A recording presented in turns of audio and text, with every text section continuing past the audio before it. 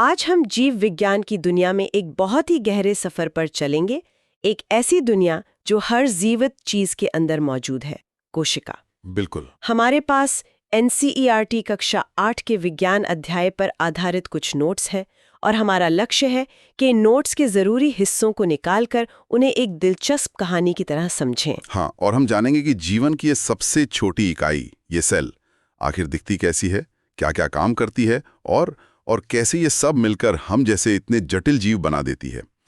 चलिए इस सूक्ष्म दुनिया की गहराई में उतरते हैं। तो इस कहानी की शुरुआत कहाँ से होती है? मतलब किसी ने तो पहली बार इन कोशिकाओं को देखा ही होगा। बिल्कुल, और ये कहानी शुरू होती है आज से लगभग आप मानिए 350 साल पहले, 1665 में। ओह, काफी पहले। हाँ, एक अंग्रेज वैज्ञानिक थे रॉबर्ट हुक। उन्हें खुद के बनाए माइक्रोस्कोप से चीजों को बड़ा करके देखने का बहुत शौक था।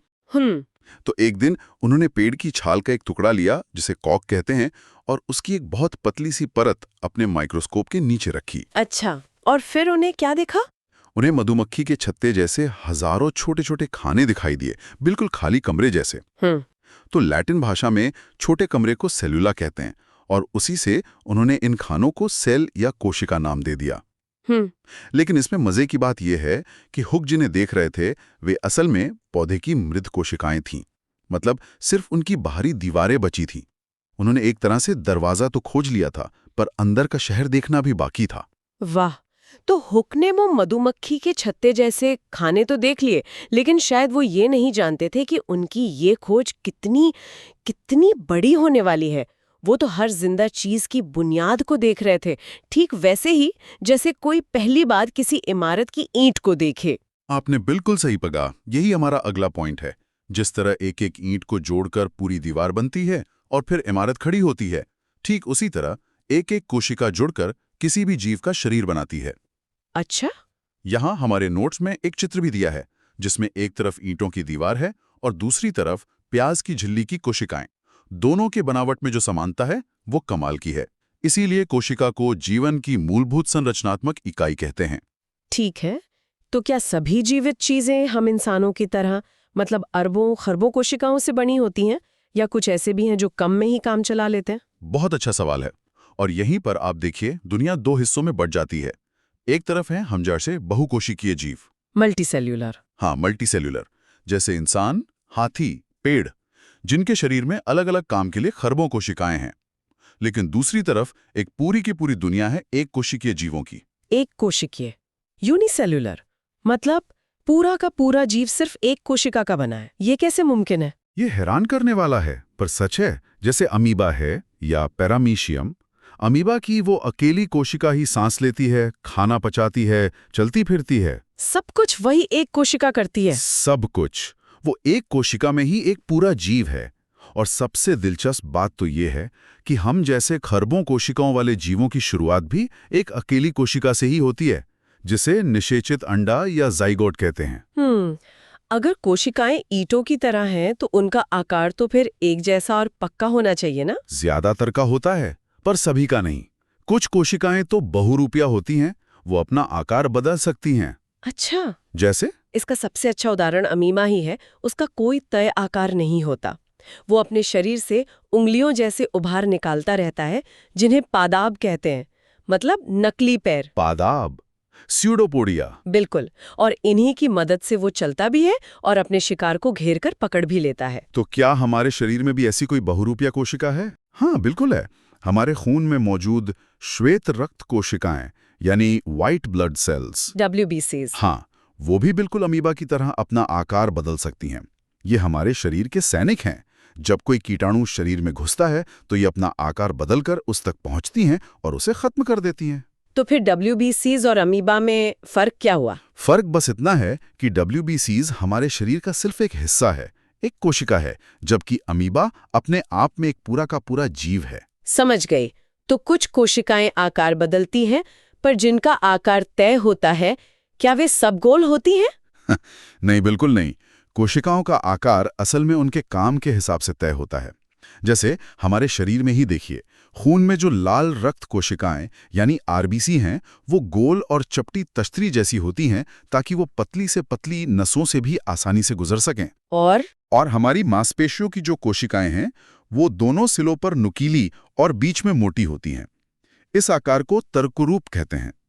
ये आकार उन्हें सिकुड़ने और फैलने में मदद करता है, जिससे हम हिलडुल पाते हैं। और मैंने सुना है कि कुछ कोशिकाएं बहुत लंबी भी होती हैं। हाँ, और वो हैं तंत्रिका कोशिकाएं या नर्व सेल्स।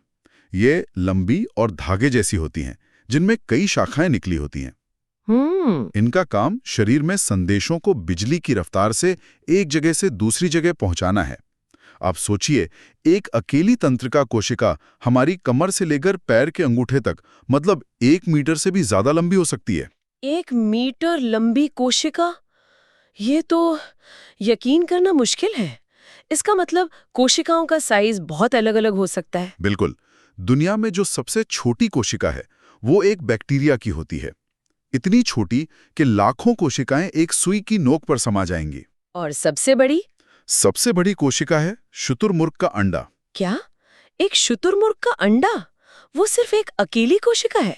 जी हाँ, वो एक अकेली कोशिका है। पर यहाँ एक बहुत जरूरी बात समझनी है। कोशिका का आकार जीव के आकार पर निर्भर नहीं करता। अच्छा, मतलब ऐसा नहीं है कि हाथी की कोशिकाएं चूहे से बड़ी होंगी? बिल्कुल नहीं।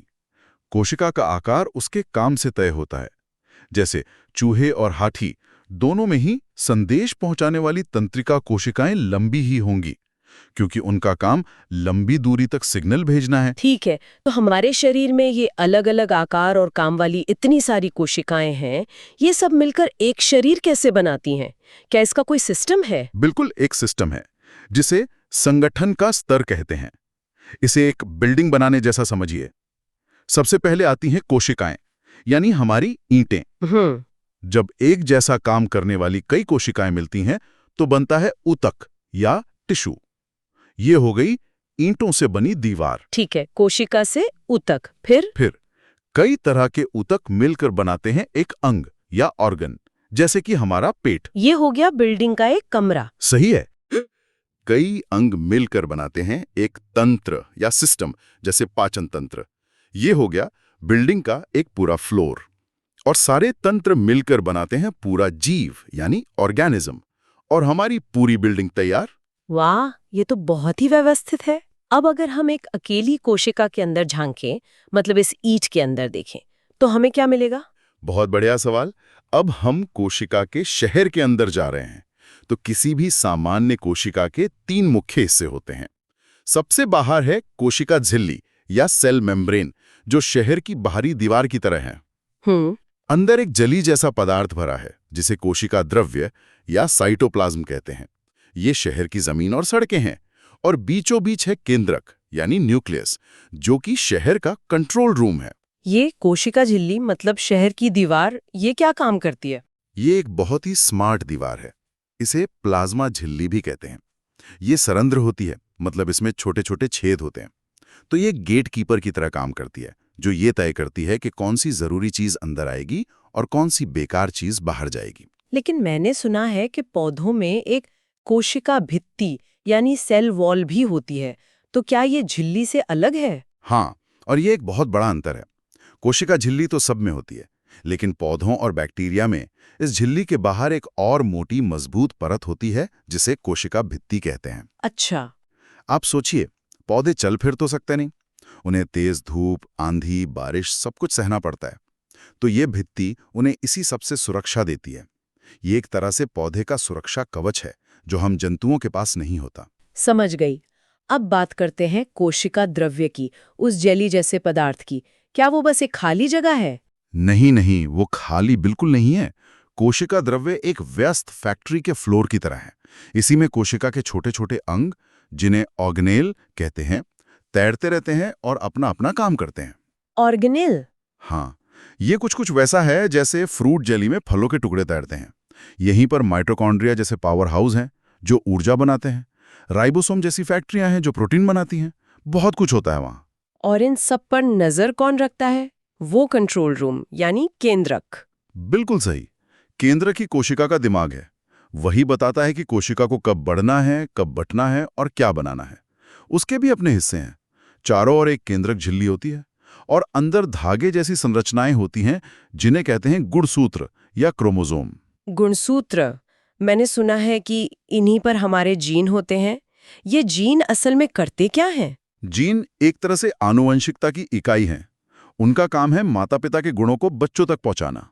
अच्छा। ये जानकारी आपके जीन में एक कोड की तरह लिखी होती है, जो आपको अपने माता-पिता से मिलती है। गुणसूत्र इन सभी निर्देशों की किताब को संभाल कर रखते हैं। ये तो अद्भुत है।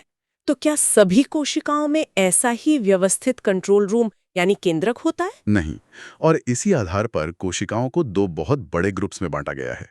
एक हैं यूकैरियोट्स, यूकैरियोट्स? हाँ, जिनमें हम, सारे पेड़ पौधे और जानवर आते हैं। हमारी कोशिकाओं में झिल्ली वाला व्यवस्थित केंद्रक होता है। लेकिन दूसरे हैं प्रोकैरियोट्स, जैसे बैक्टीरिया। ये बहुत सरल कोशिकाएं हैं। इनमें केंद्रक के चारों ओर झिल्ली नहीं होती और उनका जेनेटिक मटेरियल यानी गुणसूत्र बस कोशिका द्रव्य में ही बिखरा रहता है। अच्छा, तो प्रोकैरियोट्स में व्यवस्थित केंद्रक नहीं होता। अब अगर हम एक यूकैरियोटिक पौधे और एक जंतु कोशिका को आमने सामने रखें, तो मुख्य अंतर क्या-क्या होंगे? हम कोशिका भित्ति के बारे में तो बात कर चुके हैं। बिल्कुल। कोशिका भित्ति के अलावा दो और बड़े अंतर हैं। पहला, पौधों की कोशिकाओं में प्लास्टिड नाम की संरचनाएं होती हैं, जो जंतुओं में नहीं होती। प्लास्टिड। हाँ, और जो हरे रंग के प्लास्टिड होते हैं, उन्हें हरित लवक या क्लोरोप्लास्ट कहते हैं। इसी के अंदर क्लोरोफिल होता है, जो सूरज की रोशनी से पौधों के लिए भोजन बनाता है। ये पौधे की अपनी किचन है, जो हमारे पास नहीं है। और दूसरा बड़ा अंतर?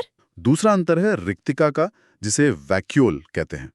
ये एक थैली जैसी संरचना है जो पानी और कचरा जमा करती है।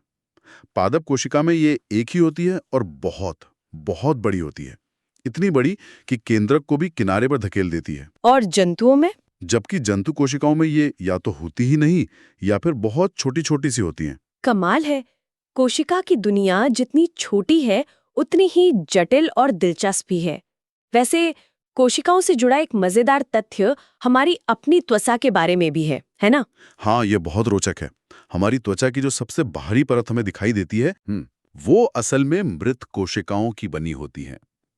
ये कोशिकाएं एक सुरक्षा कवच की तरह काम करती हैं और लगातार झड़ती रहती हैं, और नीचे से नई कोशिकाएं उनकी जगह लेती रहती हैं। अच्छा। और एक बात बताऊं, हमारे घरों में जो धूल होती है, उसका एक बड़ा हिस्सा हमारी ही झड़ी हुई त्वचा की इन मृत कोशिकाओं का होता है। तो संक्षेप में कोशिका जीवन की वो ईंट है जिससे हर जीव बना है। इसके मुख्य भाग है झिल्ली, द्रव्य और केंद्रक।